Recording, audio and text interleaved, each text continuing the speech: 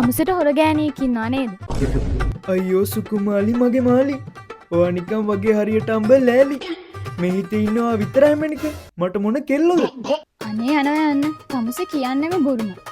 මාව රවට්ට වෙන කෙල්ලන්ට මැසේජ් කර ඔය ටින්ටින් ගාල් නොටිෆිකේෂන් එකෙන් වෙන කෙල්ලෙක්ම තමයි. කෝ දෙනවා බලන්න ෆෝන් එක.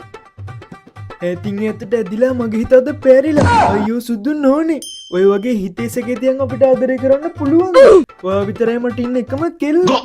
එහෙනම් මොකද්ද ඒ ටින්ටින් සද්ද? තමුසගේ හදවතේ ගැස්මද?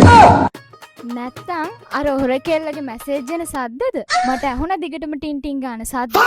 සුදු මැනිකේ මේ ටින්ටින් ගාන මගේ හදවතේ සද්ද නෙවෙයි. මේ අපේ අනාගතේ සද්ද.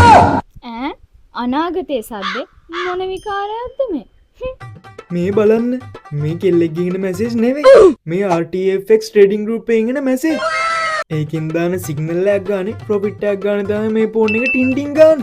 ඒ කියන්නේ මේ හැම ටින්ටින් එකකටම තමුසට සල්ලි හම්බෙනවද? සල්ලි හම්බෙනා විතරක් නෙවෙයි මනික. මේ හැම ටින්ටින් සද්දකින්ම එකතු වෙන්නේ අපි දෙන්නගේ වෙඩින් එකේ සල්ලි. අනික මේ RTFX ගෲප් එකේ අය ලස්සනට ට්‍රේඩ් කරන්න සාර්ථකව අපිට ගයිඩ්නස් එකක් දෙනවා. ආනේ මම ඉතින් දන්නවද ඔය වගේ වැඩකට ඇති වැඩක් කරනවා කියලා. එතකොට මටත් ඕකට ජොයින් වෙන්න පුළුවන්ද? ඔයාට විතරක් නෙවෙයි. ෆෝන් එකෙන් ටින්ටින් ගාලා සල්ලි හොයන්න ආස හැමෝටම මේක කරන්න පුළුවන්.